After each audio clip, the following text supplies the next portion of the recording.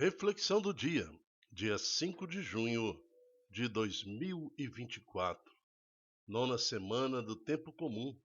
São Bonifácio, bispo, mártir, quarta-feira, cor litúrgica vermelho. Mais um sangue de um santo, de um mártir, que se doa, né? Doa sua vida para a conversão de muitos. Santo do dia, São Bonifácio, apóstolo da Alemanha e monge beneditino. Ele que foi conduzido para a Frísia, hoje os Países Baixos, norte, ali onde fica a Holanda. São Bonifácio, grande pai dos povos germânicos, nós pedimos para eles a graça de uma conversão nova, né, na restauração, principalmente daqueles que hoje estão afastados e renunciam toda a mensagem de Jesus, também se comportam como pagãos neste mundo. Protegei-os, defendei-os na morte eterna, inclusive das astúcias do mal, e aos seus descendentes a graças necessárias para a conversão. Assim como converteu aquele povo antigo na Frísia, ele que foi morto, né? Depois de conseguir que muitos se batizassem no Espírito Santo, aceitando Jesus, no dia do batismo de tantas pessoas, quando ele reuniu aquela quantidade para ser batizado, enfim, depois de uma conversão, apareceu lá um tanto de pagãos revoltados e levaram à morte São Bonifácio. Por tudo isso, louvamos a Deus. Hoje, então, nesse dia 5 de junho de 2024, querendo glorificar a Deus orando. Em nome do Pai, do Filho e do Espírito Santo. Amém.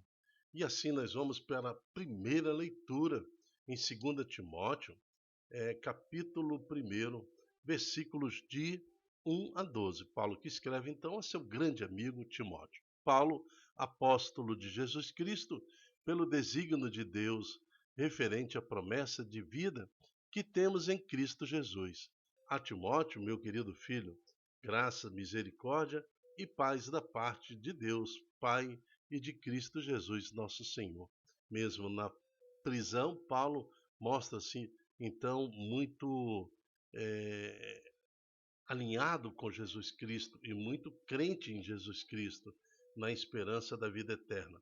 E ele fala: dou graças a Deus, a quem sirvo com consciência pura, como aprendi dos meus antepassados, quando me lembro de ti dia e noite nas minhas orações. Então, ele fala aqui a Timóteo que ele serve com consciência.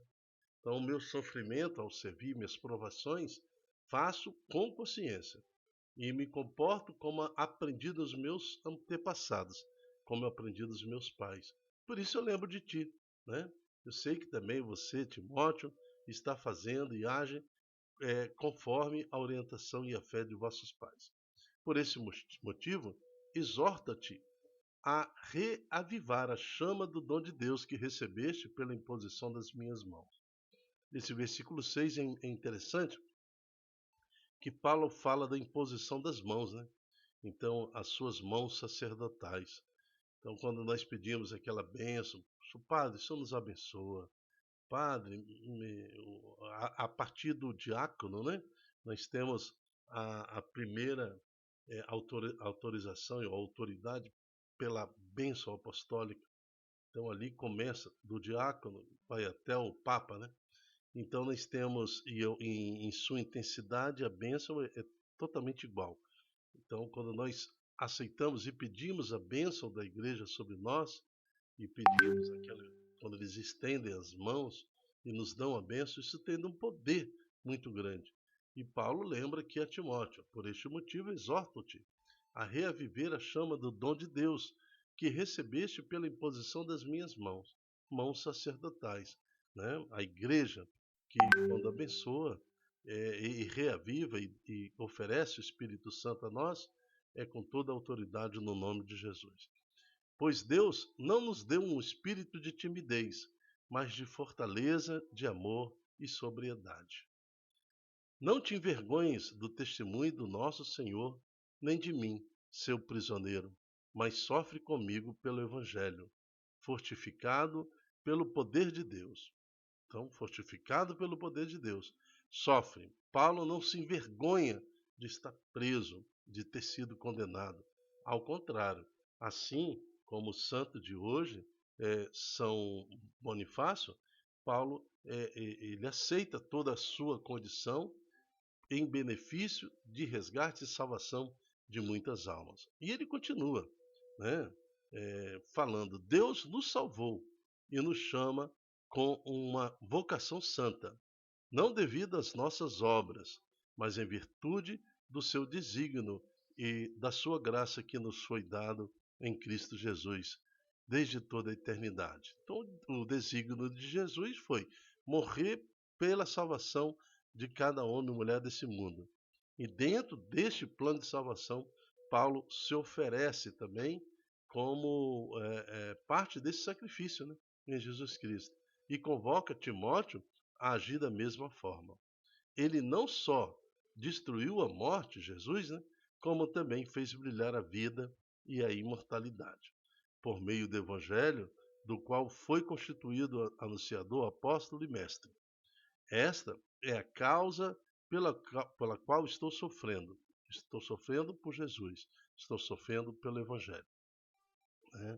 Mas não se envergonhe, porque sei em quem coloquei a minha fé, e tendo a certeza de que Ele é capaz de guardar aquilo que me foi confiado até ao grande dia.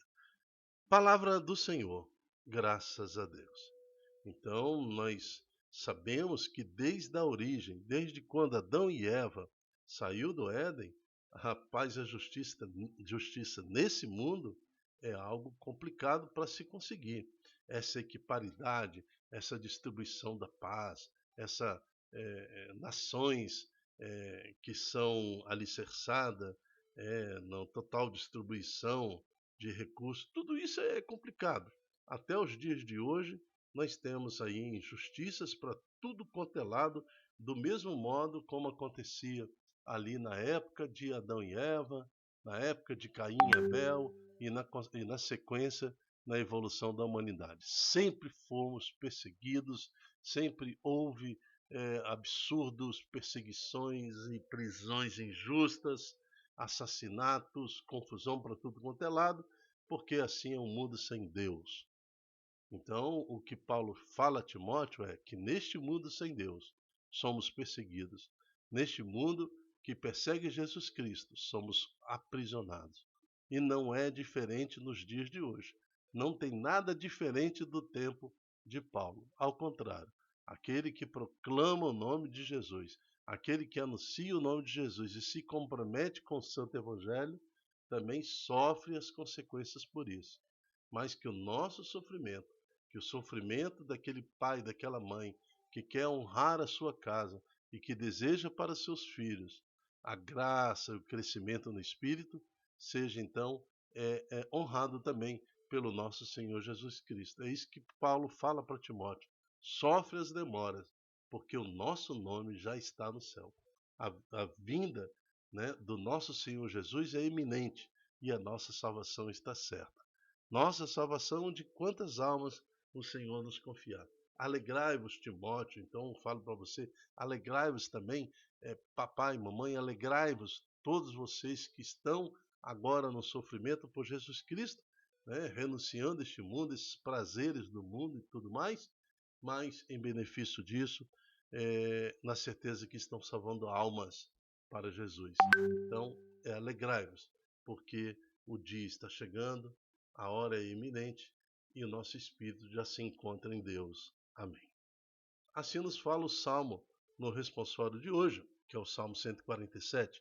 Ó Senhor, para vós eu levanto os meus olhos. Embora esteja vivendo este mundo, este tempo secular, né, essa geração que vive os dias de hoje, embora vivendo os meus 60, 70, 80, 90 anos, mas é para vós que eu levanto meus olhos. Embora tenha que levantar todos os dias, trabalhar, buscar o sustento da minha casa, mas é para vós que eu levanto os meus olhos. Eu levanto os meus olhos para vós, que habitais nos altos dos céus, como os olhos dos escravos estão fitos nas mãos do seu Senhor. Então eu sei que é Deus que ordena a minha vida, é Deus que dá sentido à minha vida. Ó Senhor, para vós eu levanto os meus olhos. Evangelho, proclamação do Evangelho de Jesus Cristo segundo Marcos. Glória a vós, Senhor. O Evangelho de hoje está em Marcos capítulo 12, de 18 a 27. Naquele tempo, vieram ter com Jesus alguns saduceus, os quais afirmaram que não existe ressurreição, e lhe propuseram este caso: Mestre, Moisés deu-nos uma prescrição. Se morrer o irmão de alguém e deixar esposa e filhos, sem filho, o irmão desse homem deve casar-se com a viúva, a fim de garantir a descendência do seu irmão. Ora, havia 7 irmãos.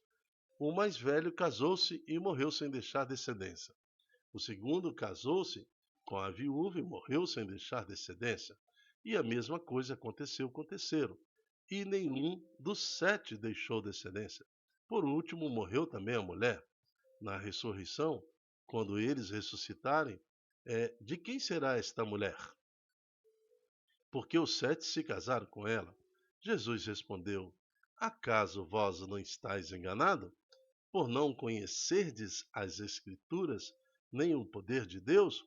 Com efeito, quando os mortos ressuscitam, os homens e as mulheres não se casarão, pois serão como anjos do céu. Então está escrito aqui uma noção para nós do que acontece após a nossa morte, né? Quando nós morremos em Jesus Cristo e ressuscitamos para a vida eterna, nós seremos como os anjos do céu. Né? Então é um indicador. Né? Tem muita pouca coisa escrita na Bíblia ou até na Santa Tradição que nos traz alguma revelação do que acontece no pós-morte, quando nós seremos ressuscitados. E esta, uma das poucas pistas que nos são dadas, está justamente no Santo Evangelho de Marcos, no seu capítulo 26, né? 25, quando fala que os ressuscitados serão como os anjos do céu. Quanto ao fato da ressurreição dos mortos, não leste no livro de Moisés, na passagem da sarça ardente, como Deus falou a Moisés? Eu sou o Deus de Abraão, o Deus de Isaque, o Deus de Jacó. Ora, ele não é Deus de mortos, mas de vivos. Vós estáis muito enganados. Assim Jesus falou para aquelas autoridades, os saduceus, os doutores da lei, que deveriam conhecer com muito mais consciência e afirmação a palavra de Deus, principalmente ali, né, a Torá, o Pentateuco, mas desconhecem.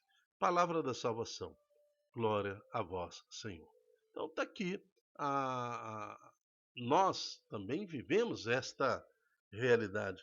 Muitas pessoas com pouco ou nada de conhecimento bíblico, teológico, doutrinal, por preguiça ou por pura maldade, por não estudar, querem criticar a nossa Santa Igreja ou querem criticar a fé que vivemos, questionando algumas posturas e algumas renúncias que fazemos diante do mundo e do seu apelo de pecado, mas criticam por criticar, né? por apenas servir ao príncipe deste mundo, Satanás, o demônio, que quer dividir.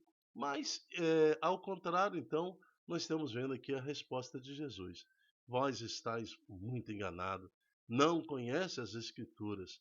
Então, a todo aquele que lê as Escrituras, que conhece a Escritura e que busca um pouquinho de conhecimento bíblico, teológico, um pouquinho, mínimo que seja, já compreende que a verdadeira honra de servir ao Senhor está na vida eterna, estar em morrer neste mundo exatamente testemunhando Jesus para conseguir a vida eterna.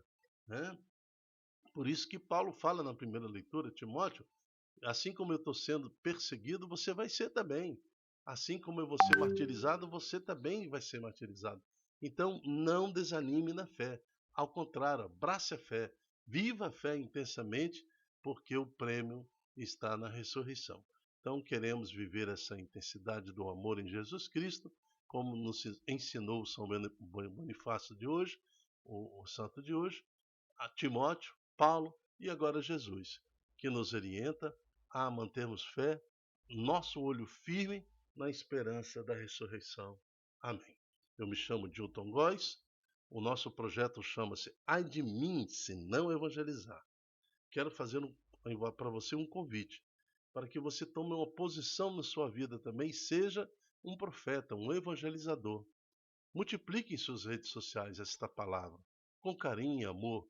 Assim, nós não sabemos em que coração essa palavra vai chegar, né? Às vezes uma pessoa está sofrendo entre abandonar tudo e abraçar o mundo, porque está sendo criticado por servir ao Senhor, e agora essa palavra chega para um grande conforto.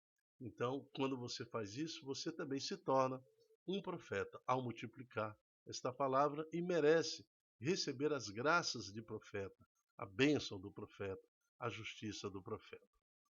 Até a próxima, se Deus quiser. Tchau, tchau.